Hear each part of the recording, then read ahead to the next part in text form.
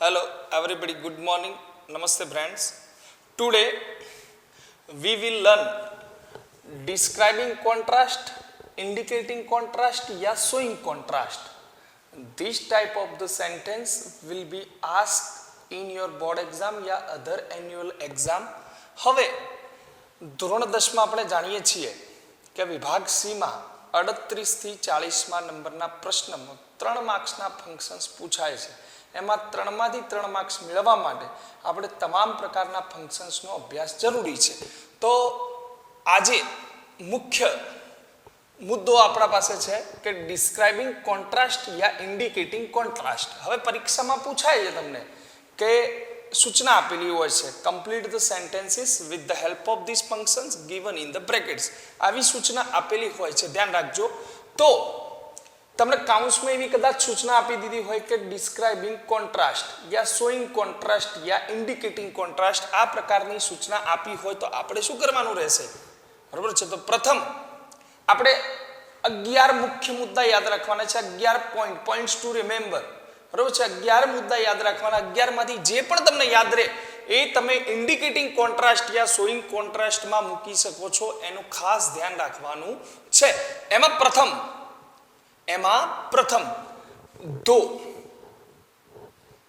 એમાં ધોની જગ્યાએ સેમ અલ્ધો પણ વાપરી શકો છો, એવન ઇફ પણ વાપરી શકો છો અને એવન ધો પણ વાપરી શકો છો. આ થઈ આપણી પહેલી રચના. મુખ્ય ફોર્મ્યુલા આપણે જોવાની છે હજી, પણ આ ગણાવું છું કે આ પહેલા ધોના સમાનાર્થી અલ્ધો પણ આવી શકે છે, એવન ઇફ પણ આવી શકે છે અને એવન ધો પણ આવી શકે છે. આ પણ કોન્ટ્રાસ્ટમાં સમાવેશ થાય છે. બીજો મુદ્દો છે, બીજો પોઈન્ટ છે હાઉએવર. ત્રીજો આપણી પાસે પોઈન્ટ છે એઝ. આ પણ કોન્ટ્રાસ્ટમાં આપણે સમાવેશ કરવાનો છે. ચોથો યટ, બટ અને સ્ટીલ, જે વાક્યની વચ્ચે આવે છે. આપણે બધા જાણીએ છીએ મોટા ભાગના વિદ્યાર્થીઓ લગભગ યટ, બટ, સ્ટીલનો ઉપયોગ કરતા હોઈએ છીએ, પણ આપણને 5 વાક્ય રચના આપણા મગજની અંદર હોવી જોઈએ. જ્યારે પેપર્સ લખીએ ત્યારે કોઈક વાર આપણા પાસે વધુ સમય હોય તો એ વધુ સમયમાં આપણે 5 પેટર્નનો ઉપયોગ કરી શકીએ છીએ. પછી ઇનસ્પાઇટ ઓફ અને ડિસ્પાઇટ બંને સેમ છે. ઇનસ્પાઇટ ઓફ અને ડિસ્પાઇટ ઓફ બંને સેમ છે. હવે ઇનસ્પાઇટ ઓફની 2 વાક્ય રચના આપણે જોઈએ છીએ કે ઇનસ્પાઇટ ઓફ પ્લસ બીઇંગ પછી આપણે અહીંયા જુઓ કે નાઉન બનાવવાનું છે. પોઝેસિવ પછી નાઉન બનાવવાનું છે બીજી વાક્ય રચનામાં. આ પોઝેસિવ છે. સંબંધિત વિભક્તિનો ઉપયોગ કર્યો છે. જેવું નામ હોય કે અંકિત હોય તો હિસ થઈ જશે, ટીના હોય તો હર થઈ જશે, બરોબર છે. આ રીતના વાક્યનો પોઝેસિવનો આપણે ઉપયોગ કરવાનો છે. એના પછી નાઉન બનાવવાનું છે કે પુઅર હોય તો પોવર્ટી થઈ જાય. આ રીતના નાઉન બનાવવાના છે. પણ એ રીતે તમારે ઉપયોગ નથી કરવો અને વાક્ય ઇઝ એમઆર થી આપેલું છે તો બીઇંગ પ્લસ એડજેક્ટિવ એટલે કે એડજેક્ટિવ અથવા એડવર્બ આપેલું હોય એનું એ જ આપણે ઉપયોગ કરવાનો રહેશે. હવે કદાચ તમને એવું થાય છે કે હવે વાક્યમાં is am are, was were, will be, shall be. હવે હું તમને સમજાવી દઉં છું કે ટુ બી ના રૂપો વર્તમાન કાળના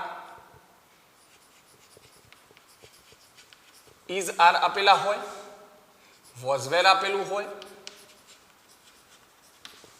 વિલ બી, શેલ બી,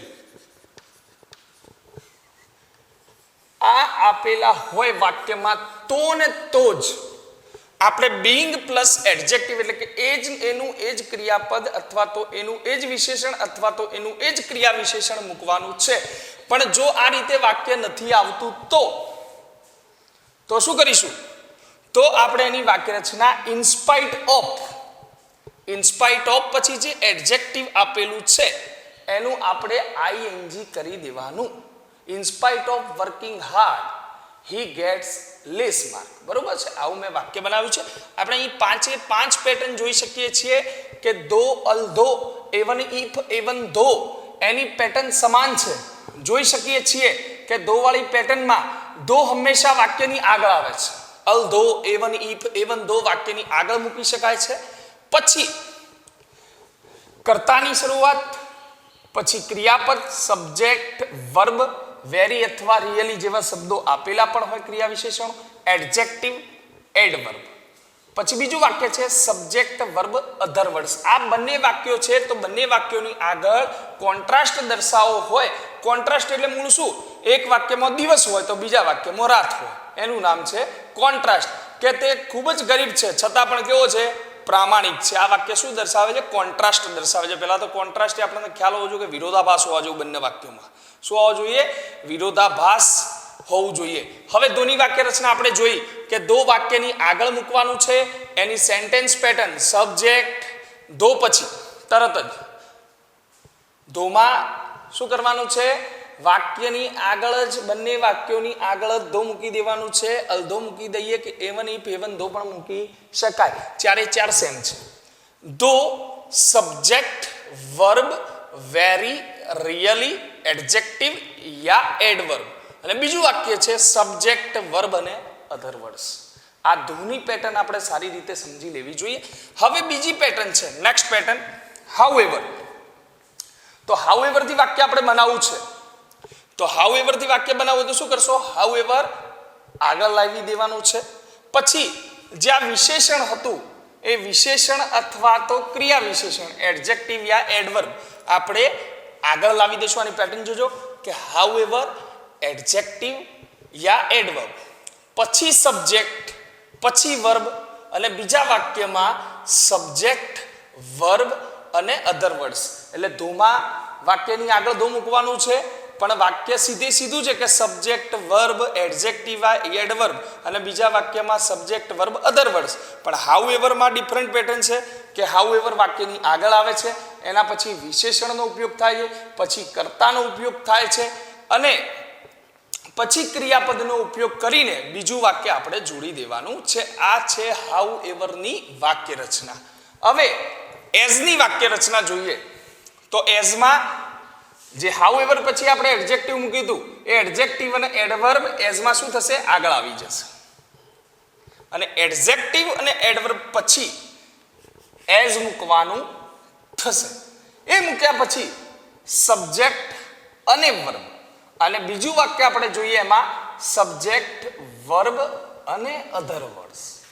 પછી યેટ બટ સ્ટીલ આપણે બધા જાણીએ છીએ, મોસ્ટ ઓફ 9મા ધોરણમાં પણ આપણે ભણી ચૂક્યા છો કે યેટ બટ સ્ટીલનો ઉપયોગ કરવો હોય તો આપણે બંને વાક્યોને જોડવા માટે વચ્ચોવચ મૂકી દેવાનું. બરોબર છે? બંને વાક્યોની વચ્ચોવચ બરાબર મૂકીએ યેટ બટ સ્ટીલ તો જોઈ શકીએ છીએ સબ્જેક્ટ, વર્બ, એડજેક્ટિવ, એડવર્બ અને વાક્યની વચ્ચે બરોબર જોજો યટ બટ સ્ટીલ અને બીજું વાક્ય છે સબ્જેક્ટ, વર્બ અને અધર વર્ડ્સ. હવે પાંચમી જે વાક્ય રચના છે ઇનસ્પાઇટ ઓફ અને ડિસ્પાઇટ. ઇનસ્પાઇટ ઓફમાં મેં તમને સમજાવ્યું કે બીંગનો ઉપયોગ ત્યારે જ થશે કે જ્યારે ટુ બીના રૂપો આપેલા હોય, પ્રેઝન્ટના આપેલા હોય, પાસ્ટના આપેલા હોય કે ફ્યુચરના આપેલા હોય. આ ટુ બીના રૂપ આપેલા હોય તો જ બીંગ પ્લસ એડજેક્ટિવ એનું એ જ રાખવાનું છે. પણ એ નથી આપ્યું કે સાહેબ એ નથી આપ્યું તો આપણે આ પ્રકારની વાક્ય રચનાનો પણ ઉપયોગ કરી શકીએ કે ઇનસ્પાઇટ ઓફ પછી એની સંબંધ વિભક્તિ, પછી એનું નાઉન બનાવવું પડે, જે એડજેક્ટિવ છે એનું નાઉન બનાવવું પડશે અને પછી બીજા વાક્યમાં સબ્જેક્ટ, વર્બ અને અધર વર્ડ્સ. તો મિત્રો આ છે આપણા પાસે 5 પેટર્ન ડિસ્ક્રાઇબિંગ કોન્ટ્રાસ્ટની. હવે આ 5 પેટર્નના અનુસાર આપણે જુદા જુદા એક્ઝામ્પલ્સ જોઈશું.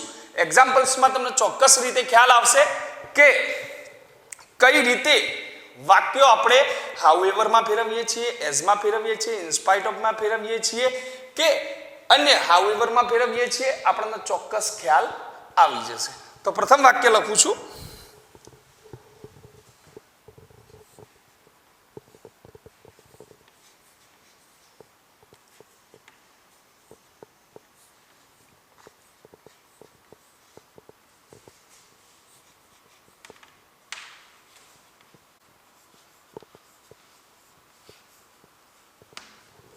આપણને અહીંયા સાદું વાક્ય આપેલું છે. કેવું વાક્ય? બિલકુલ સાદું વાક્ય આપેલું છે. હવે આપણે એને 5 પેટર્નમાં આ પ્રમાણે જે તમને સેન્ટેન્સ પેટર્ન આપેલી છે એ પ્રમાણે આ વાક્યને ફેરવતા શીખીશું. બિલકુલ બરોબર છે. આ પ્રમાણે જે પેટર્ન આપેલી છે એ જ પ્રમાણે આ વાક્યને ધો, however, as, but, in spite of, આ પાંચે પ્રકારમાં આપણે એને ફેરવીશું. હવે he is poor, he is honest, મેં તમને કીધું હતું કે ઇઝ એ ટુ બી નું રૂપ છે. જો એ આપેલું હોય તો બીંગ પ્લસ એડજેક્ટિવ નો પણ ઉપયોગ કરી શકીએ છીએ. બંને રીતે વાક્ય રચના બનાવી શકીએ છીએ. ઇનસ્પાઇટ ઓફમાં જોઈ શકીએ છીએ. અહીંયા મારે એ રીતે બનાવવું છે, કદાચ ઓરલી વાત કરું છું અત્યારે, કે ઇનસ્પાઇટ ઓફ. હવે હીની સંબંધ વિભક્તિ શું થશે? અહીંયા હીઝ આપેલી છે, જુઓ હીની સંબંધ વિભક્તિ શું થાય? હી મને શું થશે? હીઝ થશે. In spite of his poor. Poor impoverish એ વર્બ છે, પુઅર એ એડજેક્ટિવ છે અને પોવર્ટી એ એનું નાઉન છે. In spite of his poverty he is honest. આ રીતે પણ વાક્ય બની શકે છે. ઇન સ્પાઇટ ઓફ ની વાત કરું છું, છેલ્લે બે રીતે વાક્ય આપણે બનાવીને આપું છું. આપ બરોબર ધ્યાન રાખજો તો સમજણ પડી જશે. હવે બિલકુલ ઈઝી ફંક્શન છે આ રહ્યો. આપણે કોન્ટ્રાસ્ટ આવે એટલે પાંચમાંથી ગમે તેનો ઉપયોગ આપણે કરવાનો છે. એક જ વાક્ય લખવાનું છે પણ સાચું લખવાનું છે. બિલકુલ અહીંયા મેં લખ્યું છે કે he is poor, he is honest. હવે એનો જવાબ લખીશું. તો પહેલા દો વાળી વાક્ય રચનાનો ઉપયોગ કરીએ કે દો, અલ્ધો, એવન, ઇફ, એવન દો. આ ચારમાંથી ગમે તે પણ એક લઈ શકો છો. તો મારે લેવું છે પહેલું, ચલો હું દો લઈ લઉં છું અહીંયા કે ધો, THOUGH, ધો. પછી જો પેટર્ન જોજો એ પ્રમાણે, ધો પછી સબ્જેક્ટ. સબ્જેક્ટ એટલે શું થશે? હી. ધો, સોરી, ધો હી સબ્જેક્ટ, પછી ક્રિયાપદ આપેલું હશે, જોઈ લેજો અંદર વર્બ આપેલું છે હી ઇઝ. ધો હી સબ્જેક્ટ છે, ઇઝ ક્રિયાપદ છે, વર્બ છે, અને એડજેક્ટિવ યા એડવર્બ લખેલું હશે, જોઈ લેજો ત્યાં. એટલે પુઅર નો ઉપયોગ કરીશું. ધો he is poor, he is honest. ધો વાળા વાક્યમાં માત્ર ધો આગળ મૂકી દઈશું એટલે એનો જવાબ સંપૂર્ણ રીતે બની જશે. અહીંયા જોઈ શકીએ છીએ he is poor, he is honest. તે ગરીબ છે છતાં પણ કેવો છે? પ્રામાણિક છે. એટલે ધો વાળી વાક્ય રચના આપણે જોઈ કે ધો સબ્જેક્ટ, વર્બ, એડજેક્ટિવ. બીજા વાક્યમાં સબ્જેક્ટ, વર્બ અને અધર વર્ડ્સ યા એડજેક્ટિવ આપણે મૂકવાનું હોય છે. હવે બીજું વાક્ય આપણે બનાવીએ કે હાઉએવર થી. બીજું વાક્ય આપણે હાઉએવર થી બનાવવું છે એવું સમજી લઈએ કે તો પહેલા હાઉએવર ની પેટર્નમાં શું છે આપણે જોશું કે હાઉએવર શું આવશે? વાક્યની આગળ આવશે. હાઉએવર આગળ આવ્યું, ધોની જેમ જ હાઉએવર આગળ આવશે, પણ હાઉએવર પછી આપણે એડજેક્ટિવ આગળ લાવવાનું છે. તો જોયું આપણે એડજેક્ટિવ આમાં શું આગળ લાવશું? પુઅર આગળ લાવશું. હાઉએવર, પુઅર, હી પછી સબ્જેક્ટ છે. જુઓ હાઉએવર ની પેટર્નમાં હાઉએવર, પુઅર, હી ઇઝ, બરોબર છે, અને બીજું વાક્ય હી ઇઝ હોનેસ્ટ.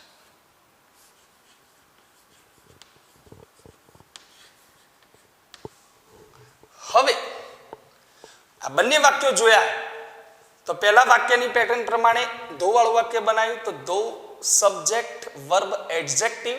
બીજા વાક્યમાં સબ્જેક્ટ, વર્બ અને અધર વર્ડ્સ એ રીતે મૂકેલું છે, ચોક્કસ રીતે જોઈ શકો છો. બીજા વાક્યમાં પણ હાઉએવર, એડજેક્ટિવ, સબ્જેક્ટ, વર્બ અને બીજું વાક્ય સબ્જેક્ટ, વર્બ અને અધર વર્ડ્સ. એની જે પેટર્ન છે બિલકુલ પેટર્ન પ્રમાણે આપણે વાક્યો બનાવ્યા છે. તમે સરળતાથી સમજી શકો એટલે પેટર્નને યાદ રાખશો તો પણ સરળતાથી આપણને આ વાક્યો આવડી જવાના છે. હવે ત્રીજું વાક્ય છે એઝ. તો અહીંયા એઝ માં શું કીધું છે? એડજેક્ટિવ યા એડવર્બ આગળ લાવવાનું. તો કયું એડજેક્ટિવ આગળ લાવશો? પુઅર. પુઅર પછી તરત એઝ મૂકવાનું છે. જુઓ વાક્ય રચનામાં પુઅર, એઝ પછી સબ્જેક્ટ મૂકવાનો છે હી ઇઝ, અને બીજું વાક્ય શું કરવાનું છે? જોડી દેવાનું છે હી ઇઝ હોનેસ્ટ. હવે આપણે જે વાક્યની રાહ જોઈ રહ્યા હતા કે બહુ સરળ વાક્ય આપણે બિલકુલ લખી શકીએ એવું સરળ વાક્ય હવે આવ્યું કે તમે એક જ વાક્યનો ઉપયોગ કરો છો, પણ આ બધા વાક્યોનો પણ આપણે ધીમે ધીમે ઉપયોગ કરતા શીખવાનું છે અને સૌથી સારો ઉપયોગ આ બે પેટર્નનો જ ઉપયોગ કરીશું તો આપણને ગ્રામર સારી રીતે આવડે છે એવું કહી શકાય. બરોબર છે. આ પાંચે પાંચ પેટર્નનો આપણે ઉપયોગ કરીશું તો જ આપણને આના કોન્ટ્રાસ્ટની કે ઇન્ડિકેટિંગ કોન્ટ્રાસ્ટ આવે તો પાંચે પાંચ વાક્યો આપણા મગજમાં ફિટ હોવા જોઈએ. એનો ચોક્કસ એટલું યટ બટ સ્ટીલ ચાલે નહીં. આપણા મગજમાં તો આ 11 પોઈન્ટ્સ યાદ હોવા જોઈએ. હવે જોજો,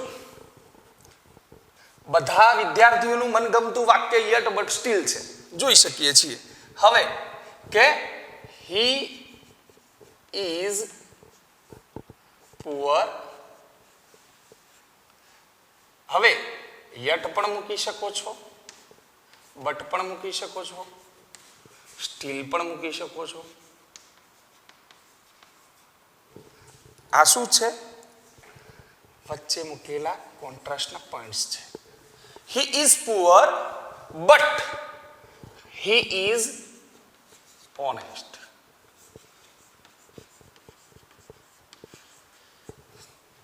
આ શું છે? આ ત્રણમાંથી કોઈ પણ એકનો ઉપયોગ આપણે કરવાનો છે. ત્રણે ત્રણ નથી લખવાના, ઓબ્લિક કરીને લખવા હોય તો આપણે લખી શકો છો, પણ આ ત્રણમાંથી કોઈ પણનો પરીક્ષામાં તો એક જ રીતે ઉપયોગ કરવાનો છે. હવે લાસ્ટ આપણા પાસે ઇનસ્પાઇટ ઓફ વાળી વાક્ય રચના છે. તો ઇનસ્પાઇટ ઓફ વાળી વાક્ય રચના બે રીતે આપણે બનાવશું કે અહીંયા ઇઝ આપેલું છે, ટુ બી નું રૂપ પ્રેઝન્ટમાં છે.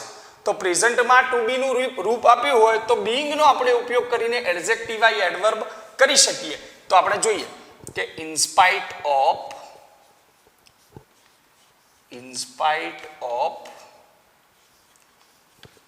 પછી જો બીઇંગ આપેલું છે અંદર, ઇનસ્પાઇટ ઓફ બીઇંગ પુઅર. હવે બીજું વાક્ય જોડી દેવાનું છે, સબ્જેક્ટ વર્બ અને અધર વર્ડ્સ. He is honest. હવે તમારે આવું નથી બનાવવું વાક્ય. કદાચ ચલો ઇઝ એમાં નથી પણ આપેલું, ઇઝ એમાં નથી આપેલું, અથવા તો આપણે બીજી રીતે વાક્ય બનાવવું છે, બીજી પેટર્નથી આપણે વાક્ય બનાવવું છે. તો હું બીજી પેટર્નથી પણ આનું વાક્ય બનાવું છું, જોઈ શકો છો આપ. ઇનસ્પાઇટ ઓફ પછી તમને સંબંધ વિભક્તિનું રૂપ મૂકવાનું કીધું છે, એટલે મા, યોર, હીઝ, હર અને ઇટ્સ આ ત્રણ લખ્યું છે. જોઈ શકો છો 4-5 લખ્યા છે. હવે અહીંયા છોકરાનું નામ છે ત્યારે આપણે જાણીએ છીએ કે હી, હિમ અને એની સંબંધ વિભક્તિ શું થશે? હીઝ થશે. તો બિલકુલ આપણે શું મૂકવાનું થશે? પોઝેસિવ, એટલે ઇનસ્પાઇટ ઓફ હીઝ. બરોબર છે. આ પ્લસ એટલા માટે કર્યું છે કે તમને ખ્યાલ આવે. ઇનસ્પાઇટ ઓફ હીઝ. હવે પુઅર, મેં તમને કીધું કે પુઅર એ એડજેક્ટિવ એટલે કે વિશેષણના રૂપમાં છે અને પોવર્ટી એ નાઉન બની જશે. પોવર્ટી એ નાઉન બનશે. હવે ઇનસ્પાઇટ ઓફ હીઝ, હવે અહીંયા નાઉન મૂકવાનું છે. જો બીજી વાક્ય રચના જો પોઝેસિવ વાળી તમારે બનાવી હોય, પોઝેસિવ વાળી વાક્ય રચના બનાવી હોય તો in spite of my, your, his, her, its અને નાઉન. તો નાઉન શું મૂકીશું આનું? Poverty. In spite of his poverty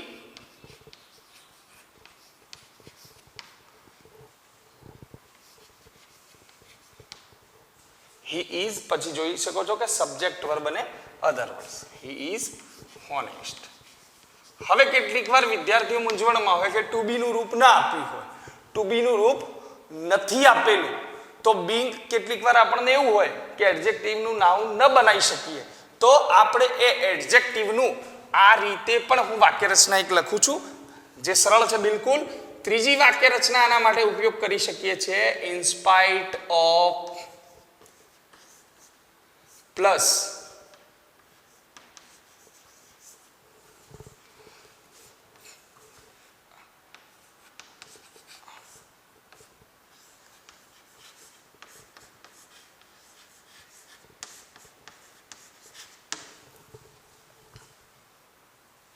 એટલે કે જે વિશેષણ આપેલું છે,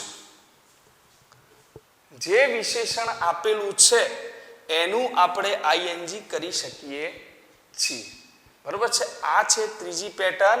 એ ત્રીજી પેટર્નનો પણ આપણે ઉપયોગ કરી શકીએ છીએ, જે હું તમને વાક્ય પ્રમાણે બીજા વાક્યમાં હજી 2 થી 3 વાક્યો આપણે ભણવાના છે, તો એ પ્રમાણે હું તમને સમજાવું છું આગળ.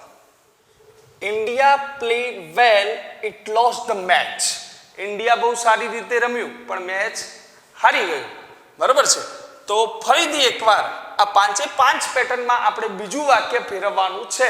તો તમે ફોર્મ્યુલા ઉપર બહુ સરસ રીતે ધ્યાન આપશો તો સારી રીતે આ વાક્ય સમજાઈ જશે. હવે અહીંયા તમે ઇન્સ્પાઇટ ઓફ વાળા વાક્યની વાત કરતા હતા, તો એમાં ટુ બી નું રૂપ છે નહીં. તો આ વાક્ય રચનાનો ઉપયોગ કરી શકાશે. એ કેવી રીતે થશે હું સમજાવું છું. હવે India play well, it lost the match. તો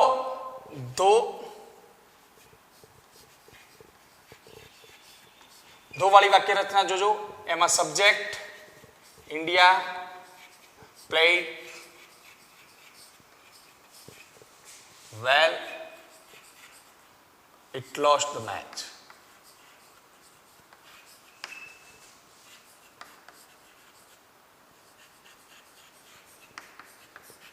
જોઈ શકીએ છીએ સારી રીતે. ધો વાળી વાક્ય રચનામાં ધો subject verb adjective subject verb અને અધર વર્ડ્સ. અહીંયા જોઈ શકીએ છીએ કે subject verb very really adjective adverb subject verb અને અધર વર્ડ્સ. આ રીતે જોઈ શકીએ છીએ. ધો વાળી વાક્ય રચનામાં ધો માત્ર આગળ લાવવાનું છે કે ધો India played well, it lost the match. બરોબર વાક્ય રચના પ્રમાણે વાક્ય ગોઠવાઈ ગયું છે, તો સારી રીતે આપણે જોઈ શકીએ છીએ. બીજું વાક્ય છે કે હાઉએવર. હાઉએવર થી વાક્ય બનાવવું હોય તો વિશેષણ આપણે આગળ લાવવાનું હોય છે. હાઉએવર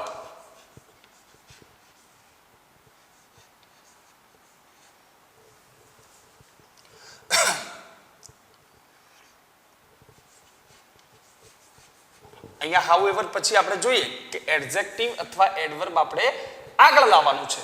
તો શું આગળ લાવ્યું છે એ પ્રમાણે વાક્ય વેલ આગળ લાવ્યું છે. વેલ ક્યાં છે? એડજેક્ટિવના રૂપમાં છે અહીં. તો આપણે શું કરશું? એને આગળ લાવશું. હાઉએવર વેલ પછી સબ્જેક્ટ ઇન્ડિયા પછી ક્રિયાપદ played, it lost the match.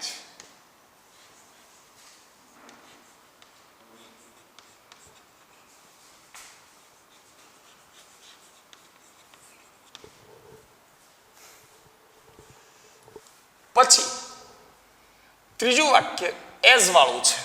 તો એઝ વાળા વાક્યમાં શું કરવાનું છે? એડજેક્ટિવ અથવા એડવર્બ આગળ. તો આપણું એડજેક્ટિવ અહીંયા વેલ છે, હાઉએવર પછી વાપર્યું તો well as India subject played ક્રિયાપદ ઇટ લોસ્ટ ધ મેચ. હવે કેટલાકના પ્રશ્ન થશે. તો અહીંયા however well India played, it lost the match. Well as India played, it lost the match. આ સારી રીતે આપણે વાક્ય બનાવ્યું છે, સારી રીતે સમજી શકશો. એ રીતે વાક્યનો યોગ્ય રીતે ઉપયોગ કરીને વાક્ય આપણે પૂર્ણ કર્યું છે. હવે યટ બટ સ્ટીલ ચોથું વાક્ય. તો ફરી વાક્યની વચ્ચે જ બટ મૂકવાનું છે, એટલે ઇન્ડિયા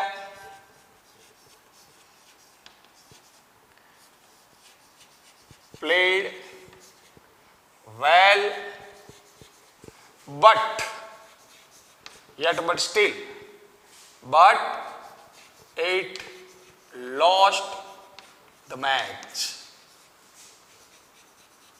બિલકુલ. હવે ચોથું વાક્ય ઇન સ્પાઇટ ઓફ થી બનાવીએ છીએ કે ઇન સ્પાઇટ ઓફ. હવે એક પ્રશ્ન થશે આપણને કે ઇન સ્પાઇટ ઓફ અને ડિસ્પાઇટ બંનેમાંથી કોઈનો પણ આપણે ઉપયોગ કરી શકીએ છીએ. In spite of, despite. હવે ઇન સ્પાઇટ ઓફ તો અહીંયા એડજેક્ટિવનું જે આઈએનજી કરવાનું છે એ પ્રમાણે કરી નાખવું એટલે તમને સરળતા પડે. મોટા ભાગના વિદ્યાર્થીઓ આ પેટર્નને અનુસરે તો વાક્ય ક્યારે પણ ખોટું પડવાની સંભાવના રહેશે નહીં. તો ઇન સ્પાઇટ ઓફ આપણે જાણીએ છીએ કે in, on, of, after, before, with જેવા પ્રિપોઝિશન પછી પણ આપણે વર્બ આઈએનજી કરતા હોઈએ છીએ. તો in spite of playing well, in spite of playing verb ING કર્યું આપણે જો વાક્ય રચનામાં.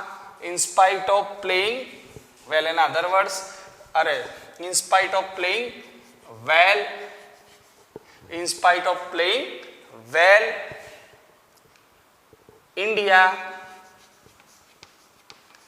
હવે ઈટ નથી મૂકવાનું કારણ કે વારંવાર આમાં એક પણ વાર ઇન્ડિયાનો ઉલ્લેખ થયો નથી એટલે આપણે ફરીવાર પાછો આપણે ઇન્ડિયાનો ઉલ્લેખ કરવો પડશે બીજા વાક્યમાં. આમાં પહેલા વાક્યમાં ઇન્ડિયાનો ઉલ્લેખ થયો નથી, બીજા બધા વાક્યમાં ઇન્ડિયાનો એક વાર ઉલ્લેખ થઈ ગયો છે એટલે આપણે ઈટનો ઉપયોગ કર્યો છે. અહીંયા ઇન્ડિયાનો ઉપયોગ થયો નથી. Well, India lost the match.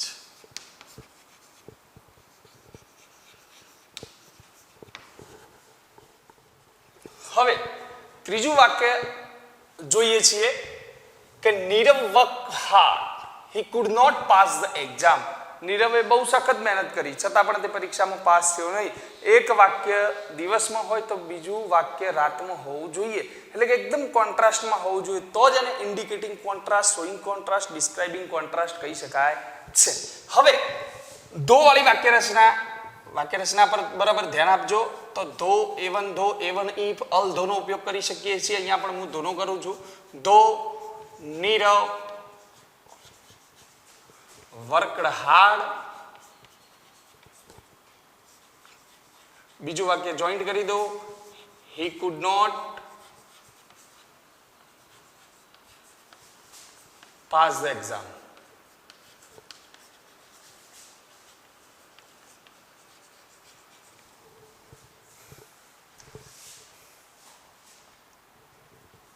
પછી હાઉ એવર વાળા વાક્યમાં શું કરવાનું છે?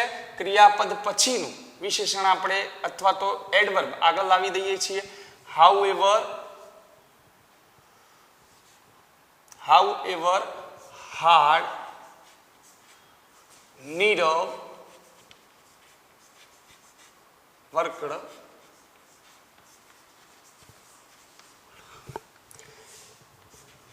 he could not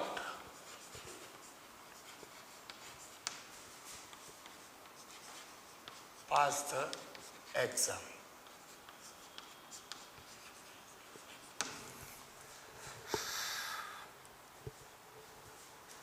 હવે આપણે જોઈએ છીએ કે એઝ વાળા વાક્યમાં શું આગળ લઈ જઈશું? હાર્ડ આગળ લઈ જઈશું. Hard as Nirav work. He could not pass the exam.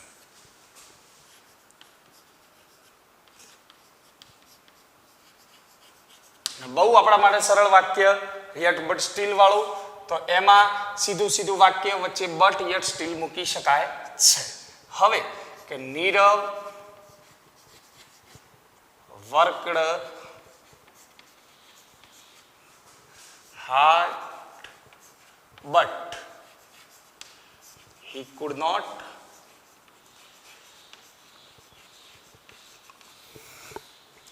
pass the exam.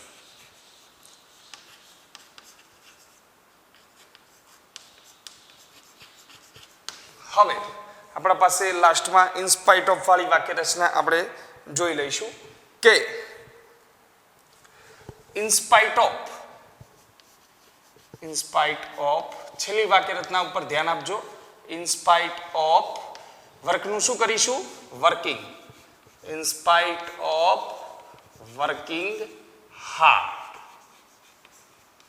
હવે નીરવનું એક પણ વાર અહીંયા નામ નથી આવ્યું વાક્યમાં, તો શું કરીશું? નીરવને ત્યાં લઈ જઈશું.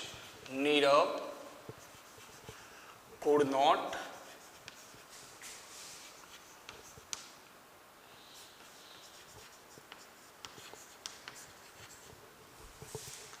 exam.